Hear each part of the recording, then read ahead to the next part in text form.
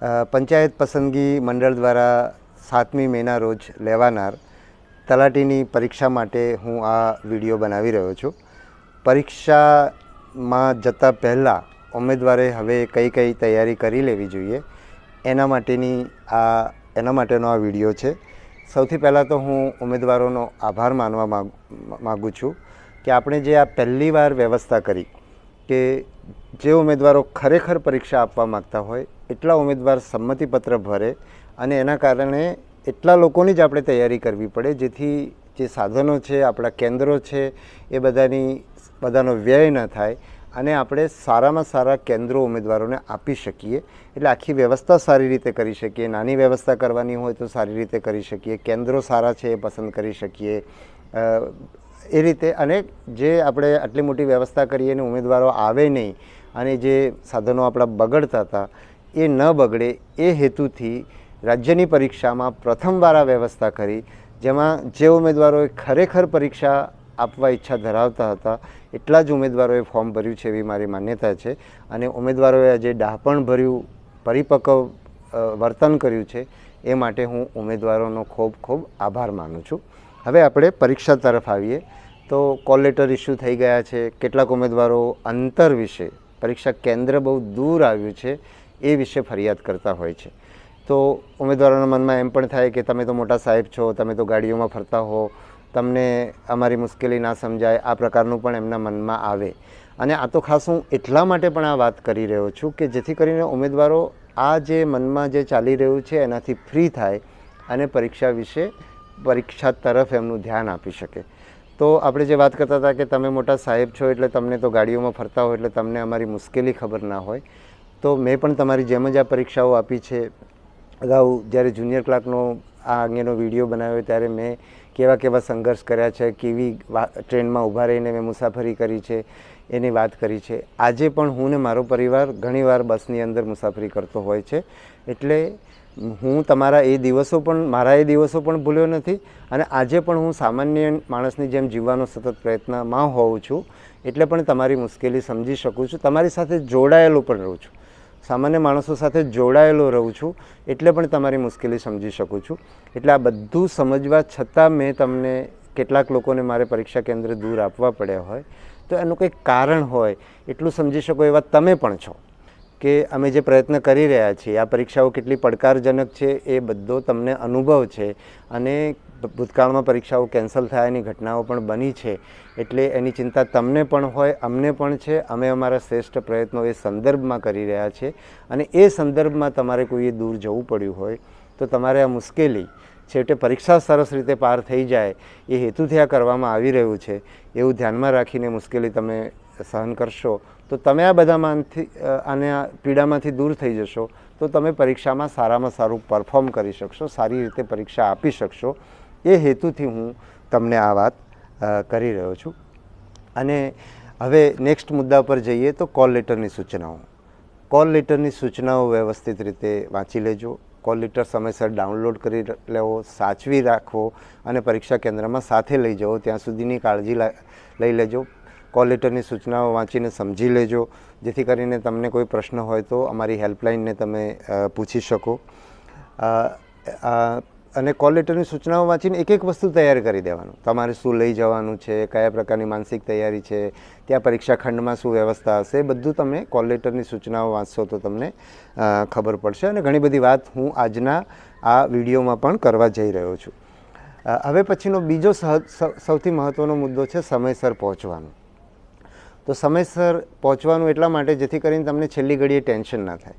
તમે દોડતા હાંફતા પરીક્ષા કેન્દ્રમાં જશો તો એની અસર તમારા પરીક્ષાના પરફોર્મન્સ ઉપર પડશે. એટલે તમે સમયસર શાંતિથી પરીક્ષા કેન્દ્ર ઉપર પહોંચી જશો. ટ્રાફિકની મુશ્કેલીઓ હોય જ છે. અત્યારે પાછો લગનગાળો પણ હશે એટલે ટ્રાફિકની મુશ્કેલી ગમે ત્યાં પડી શકે. એના માટે ડિસ્કાઉન્ટ રાખીને વધારે સમય આપીને એડવાન્સમાં પહોંચી જજો. તમારે તમારી સાથે તમારું ઓળખ કાર્ડ એટલે કે ચૂંટણી કાર્ડ, આધાર કાર્ડ, પાન કાર્ડ અને ડ્રાઇવિંગ લાઇસન્સ આ 4 પૈકીનો એક પુરાવો તમારે ત્યાં લઈને જવાનો છે. એટલે એ પુરાવો તમારી સાથે હોવું જોઈએ. પરીક્ષા ખંડમાં એટલે કે પરીક્ષા કેન્દ્રમાં તમને આ ઓળખ કાર્ડ, તમારી પેન, સાદી કાંડા ઘડિયાળ અને કોલ લેટર. આ 4 જ વસ્તુ તમારે લઈ જવાની છે. 4 પૈકીની 3 વસ્તુ તમારી પાસે હોવી ફરજિયાત છે: ઓળખ કાર્ડ, પેન અને કોલ લેટર. જે ઘડિયાળની વાત છે તો કાંડા ઘડિયાળ લઈ જવાની છૂટ આપવા માટે અમે ગઈ વખતે પણ તમામને સૂચના આપી હતી, છતાં પણ કોઈક જગ્યાએ સૂચનાઓ ન પહોંચ્યાના તમારા તરફથી ફીડબેક મળ્યા છે. એટલે આ વખતે આજે અમે જે કલેક્ટરશ્રીની અધ્યક્ષતામાં જે પરીક્ષા સમિતિ આ પરીક્ષા લઈ રહી છે એ પરીક્ષા સમિતિ સાથેની આજે વિડીયો કોન્ફરન્સ હતી, એમાં પણ અમે આ વિશેષ બધાનું ધ્યાન દોર્યું છે. બીજું, આ વખતે અમે એક વસ્તુ એ પણ ઉમેરી છે કે આપણો જે કોલ લેટર છે એની અંદર પણ લખ્યું છે, જેથી કરીને તમને કોઈ પરીક્ષા કેન્દ્રમાં એ પ્રવેશ કાંડા ઘડિયાળ ન લઈ જવા દે. કોઈ જગ્યાએ કોઈ કારણસર સૂચના ના પહોંચી હોય, જેને સૂચના આપી હોય એ અધિકારી ક્યાંક બીજે બંદોબસ્તમાં જતા રહ્યા હોય અને કોઈ બીજું આવી ગયું હોય, તો તમે તમારો કોલ લેટર બતાવી શકશો. એટલે કોલ લેટરમાં કઈ જગ્યાએ એ દર્શાવેલું છે એ તમે અંડરલાઇન કરીને રાખી શકો છો. તો પરીક્ષા ખંડની અંદર તમે આ પેલી 3 અને ચોથું કોલ લેટર આટલી જ વસ્તુ લઈ જઈ શકશો. પરીક્ષા ખંડમાં પાણીની બોટલની છૂટ નથી અને પાણી પીવડાવવાની તમારા પાણીની વ્યવસ્થા અમે ત્યાં કરેલી છે. એ સિવાય પરીક્ષા કેન્દ્રમાં એટલે વર્ગખંડની અંદર તમે દાખલ થાઓ પછી તમને 1.5 કલાક સુધી તમે વર્ગખંડમાંથી બહાર નહીં નીકળી શકો. એટલા માટે તમારે પેશાબ પાણી કરીને વર્ગખંડમાં બેસવાનું છે. 1.5 કલાક એટલા માટે કે તમારે મોડામાં મોડું 11:55 તમારે પરીક્ષા ખંડમાં પહોંચી જવાનું છે અને 1:30 વાગે તમારી પરીક્ષા પૂરી થાય છે. એટલે પૂરા 1.5 કલાક સુધી તમે પરીક્ષા કેન્દ્રમાંથી બહાર નહીં નીકળી શકો. એટલે એની પણ તમારે તૈયારી કરી લેવાની છે. બીજું, તમારી ગઈ વખતની રજૂઆત એવી હતી કે જે સુપરવાઇઝરે જે કામ કરવાનું છે, તમારો અંગૂઠો લેવાનો છે, એમની પોતાની સહી કરવાની છે, એ બધાની અંદર સમય જાય છે. એટલે આ વખતે અમે એક ફેરફાર એવો કર્યો છે કે તમને જે OMR તમને 15 મિનિટ પહેલાં આપતા હતા એની જગ્યાએ હવે 20 મિનિટ પહેલાં OMR આપવામાં આવશે. એટલે 12:10 તમને OMR મળી જશે. અને જે 20 મિનિટનો સમય મળે છે પરીક્ષા શરૂ થયા પૂર્વેનો, એ સમય દરમિયાન જે વર્ગખંડ નિરીક્ષક છે તમારી પાસે અંગૂઠો કરાવી લેશે, તમારી પાસે તમારા હસ્તાક્ષરમાં જે પરીક્ષાનું નામ લખવાનું છે એ લખાવી લેશે અને તમારી સહી કરાવી લેશે. આ 3 વસ્તુ, અને તમારો રોલ નંબર તમે સ્વાભાવિક છે કે ભરી લેશો એટલે એ જોઈ લેશે. તો આટલી વસ્તુઓ કરશે. પણ પરીક્ષા ખંડ નિરીક્ષકની જે સહી છે એ સહી એ લોકો પછી પરીક્ષા ખંડ નિરીક્ષક છે એ પરીક્ષા શરૂ થયા પછી કરશે. આવું શું કામ? તો તમારી જે પરીક્ષા પ્રશ્નપત્રની સિરીઝ છે ABCDEF, એ જે સિરીઝ છે, સિરીઝ તમારે એનો જે કોડ કે સિરીઝ આપણે જે કહીએ છીએ એ તમારે તમારા OMR ઉપર લખવાનું હોય છે. અને ક્યારેક ઉમેદવારો એ લખવામાં ભૂલ કરતા હોય છે અને પછી અમને રિઝલ્ટ બનાવવામાં બહુ મુશ્કેલી પડતી હોય છે. એટલા માટે તમે એ બરાબર લખ્યું છે કે કેમ એ ચેક કરશે, તમારી OMR ઉપર સહી કરશે અને તમારી એટેન્ડન્સ શીટની અંદર એની નોંધ કરશે. એટલે આ વ્યવસ્થા આ બરાબર થાય એટલા માટે થઈને તમારા હિતમાં થઈને અમે એ જે સહી કરવાનું કામ છે એ પરીક્ષા શરૂ થયા પછી એટલે કે પ્રશ્નપત્ર આપ્યા પછી કરવાની છે, એ પ્રકારની સૂચના આપી છે.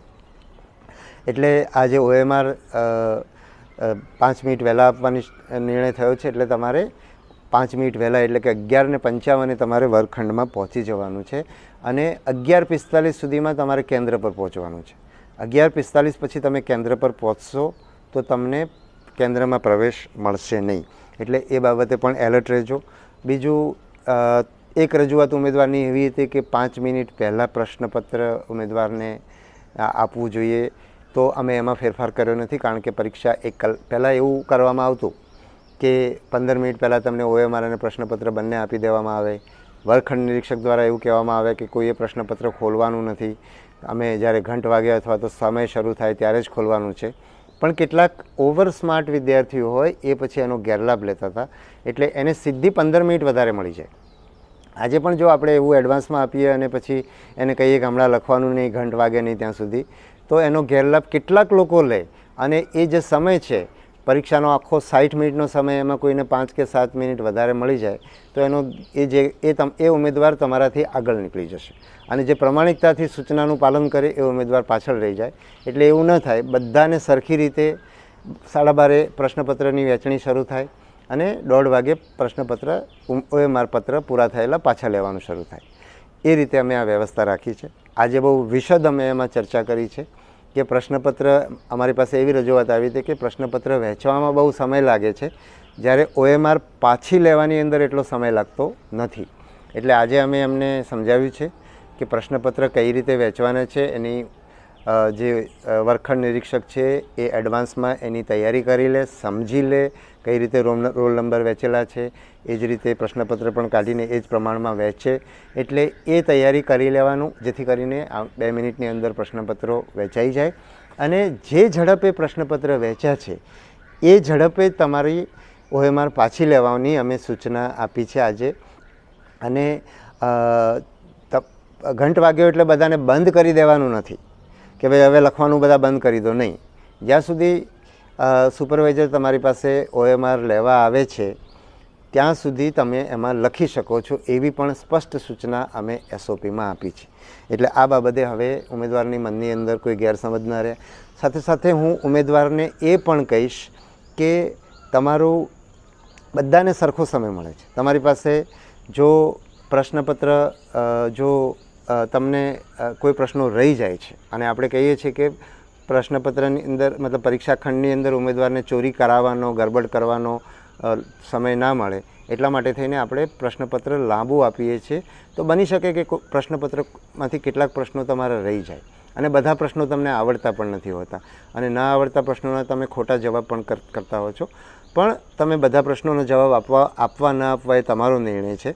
પણ જો તમે બધા પ્રશ્નોના જવાબ આપવા માગતા પણ હો અને છતાં એમાંથી આ સમયના અભાવે તમારા રહી જાય, તો એવું બધાને થાય છે. બધાને સરખો સમય મળે છે. એટલે જે હોશિયાર હશે, જેણે બધું તૈયાર કરેલું હશે, એ કદાચ વધારે પ્રશ્નો કરી શકશે.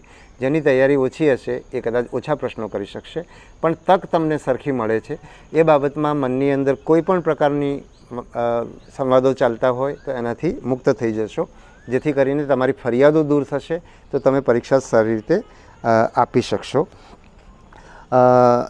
એ જ રીતે બીજા, કારણ કે મેં કેટલાક પોઈન્ટ નોંધી રાખ્યા છે જેથી કરીને કોઈ વસ્તુ મારે તમને કહેવાની ના રહી જાય. એક તો પરીક્ષા ખંડમાં ચોરી કરવાનો પ્રયત્ન નહીં કરતા. તમે ચોરી કરવામાં ક્યાંક તમે પકડાઈ જશો એની ગેરંટી છે. આ વખતે અમે વર્ગખંડ નિરીક્ષકને વધારે સારી ટ્રેનિંગ આપી રહ્યા છીએ. એટલે તમે કંઈ પણ ગરબડ કરશો તો તમે પકડાઈ જ જશો, અને પકડાઈ જશો તો તમને આ તક ફરીવાર મળવાની નથી. અને ભવિષ્યની પરીક્ષાઓની અંદર પણ તમે ગેરલાયક થશો. અને હવે તો આ કડકમાં કડક કાયદો છે, એટલે કોઈ પણ ગેરરીતિમાં તમને મોટું નુકસાન થશે. એટલે કોઈ ગેરરીતિ તમે કરતા નહીં. આખી વ્યવસ્થા બહુ જ કડકાઈથી, આખું જિલ્લા વહીવટીતંત્ર બહુ જ કડકાઈથી અને સખ્તાઈથી કામ કરવા માટે તૈયાર થયેલું છે, ને ગઈ વખતે પણ એ વસ્તુ કરી છે. બીજું, જે પ્રશ્નપત્રનું પેકેટ છે એ તમારી હાજરીમાં ખોલવામાં આવશે, તમને બતાવીને ખોલવામાં આવશે કે આ સીલબંધ છે, અને તમારી 2 ઉમેદવારની સહી લેવામાં આવશે. એની સાથે સાથે આપણે એક નવી વ્યવસ્થા લોકરક્ષકની પરીક્ષાથી આપણે શરૂ કરી છે, જે આ વખતે 3જી વાર રાજ્યની અંદર થશે. એ એવી છે કે જ્યારે તમે OMR લખવાનું પૂરું કરો છો, તમારી OMR લેવાઈ જાય છે, એ પછી OMRનું પેકિંગ પણ તમારી હાજરીમાં કરવાનું છે. એટલે તમારી પરીક્ષા પૂરી થઈ જશે, OMR લેવાઈ જશે, ત્યારે તમારે વર્ગખંડની અંદર બેસી રહેવાનું છે. એનું પેકિંગ થઈ જાય, અને પેકિંગ તમારી હાજરીમાં કર્યું છે એવું સહી થઈ જાય તમારી 2 ઉમેદવારની. એ પછી વર્ગખંડ નિરીક્ષક કહે એ પછી જ તમારે વર્ગખંડ છોડવાનો છે. આવું આપણે એટલા માટે કરીએ છીએ કે ભૂતકાળની કેટલીક પરીક્ષાઓમાં એવી ગેરરીતિ OMR બદલાઈ જવાની થઈ હતી, એવી ના થાય એટલા માટે અમે આ વસ્તુ દાખલ કરેલી છે. તમારે તમારો રોલ નંબર કાળજીથી લખવાનો છે. કોલ લેટરમાં તમારો રોલ નંબર છે. તમારો રોલ નંબર, તમારા પ્રશ્નપત્રનો નંબર અને તમારો OMRનો નંબર સરખો હશે. એટલે તમારો રોલ નંબર તમારે પ્રશ્નપત્ર OMRની અંદર તમારે એ લખવાનો છે, અને એના વર્તુળો પણ તમારે ઘાટા કરવાના છે. જે લોકો પહેલી વાર પરીક્ષા આપી રહ્યા છે એ લોકો વર્તુળ ઘાટા કઈ રીતે કરવા એની એક પ્રેક્ટિસ કરી લે, તો એનું પણ ધ્યાન આપો. બીજું, તમારી હાથમાં પ્રશ્નપત્ર અને OMR આવે છે ત્યારે એ ફાટેલું નથી, એની અંદર કંઈ છાપકામની ભૂલ નથી, કોઈ પાનું ખૂટતું નથી, એ તરત જ તમારે ચેક કરી લેવાનું. અને જો એની અંદર કંઈ ખામી જણાય તો તમારે તરત જ વર્ગખંડ નિરીક્ષકનું ધ્યાન દોરવાનું, જેથી કરીને એ રિઝર્વ OMRની અંદરથી તમને આપી દેશે. તમારા પ્રશ્નપત્રની અંદર ધારો કે કોઈ ખામી છે તો નવું પ્રશ્નપત્ર રિઝર્વમાંથી આવશે, એમાં 2-5 મિનિટનો સમય લાગી શકે, પણ તમારું એક્ઝિસ્ટિંગ પ્રશ્નપત્રમાં બધા જ પ્રશ્નો ખોટા હશે અથવા તો છપાયું નહીં હોય એવું નહીં થાય. એટલે તમારે તમારું પ્રશ્નપત્ર વાંચવાનું ચાલુ રાખવાનું, અને એ જ રીતે OMR પણ તમારી પાસે નવી આવી જાય એટલે તમે એની અંદર ભરી શકશો. પછી તમારે તમારા OMRની અંદર 5 વિકલ્પો છે, ABCDE. ABCD જે છે એ તમારા A અથવા B અથવા C અથવા D તમારો જવાબ હશે, અને જો તમે જવાબ ન આપવા માગતા હો તો તમારે E વિકલ્પ ભરવાનો છે. તમે જો કોઈ પ્રશ્નનો જવાબ ખાલી રાખશો તો એના નેગેટિવ માર્કિંગ થશે, એકથી વધારે જવાબ આપશો તો નેગેટિવ થશે.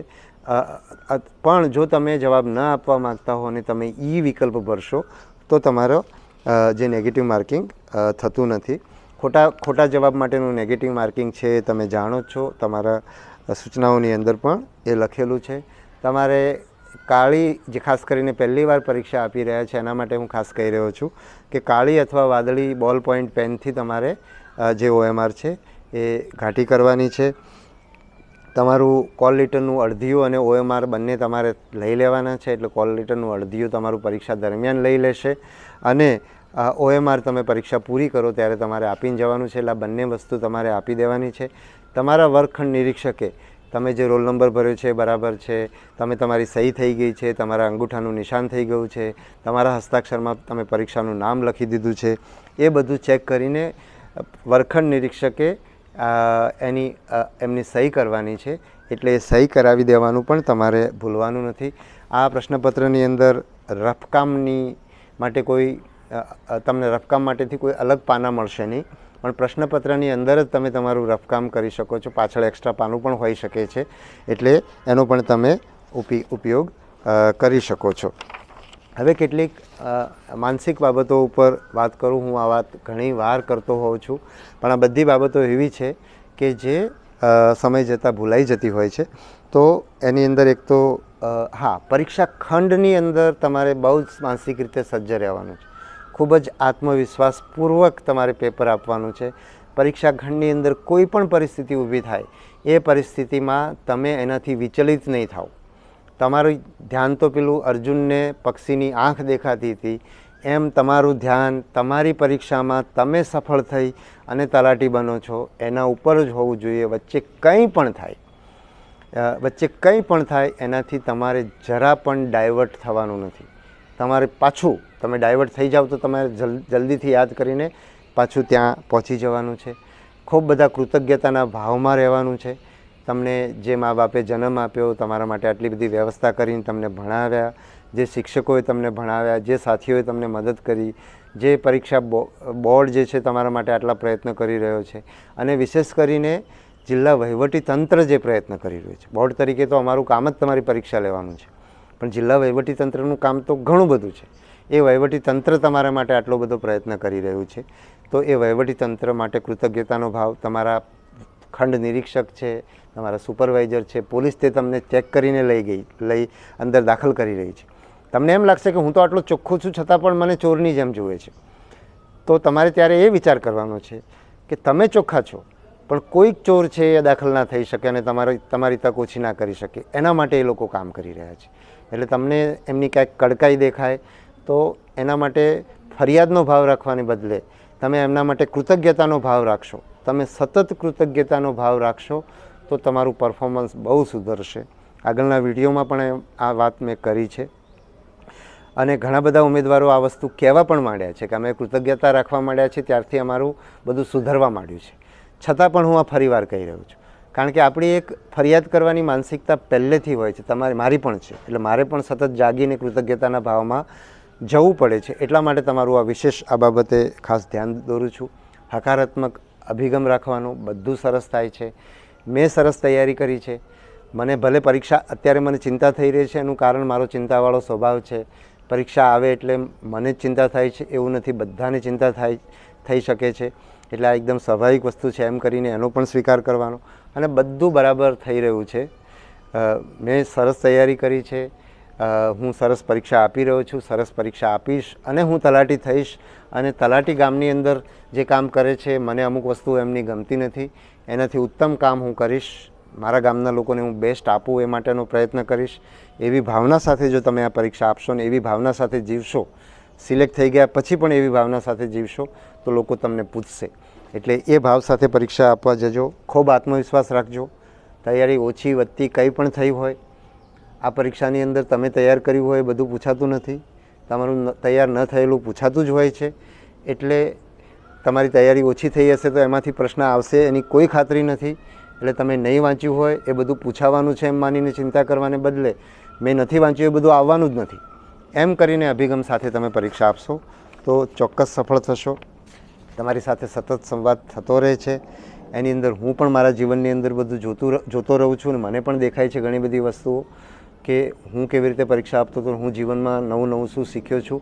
એટલે તમારી સાથે વાત કરીને હું પણ શીખું છું. એટલે તમારા સાથેનો સંવાદ આપણને બધાને ઉપયોગી થાય છે, તમને પણ ખૂબ ઉપયોગી થાય અને તમે ખૂબ સફળ થઈ અને તલાટી તરીકે ખૂબ સારું કામ કરીને ગામડાના માણસોની તકલીફો દૂર કરો એવી શુભેચ્છાઓ સાથે મારી વાત પૂરી કરું છું.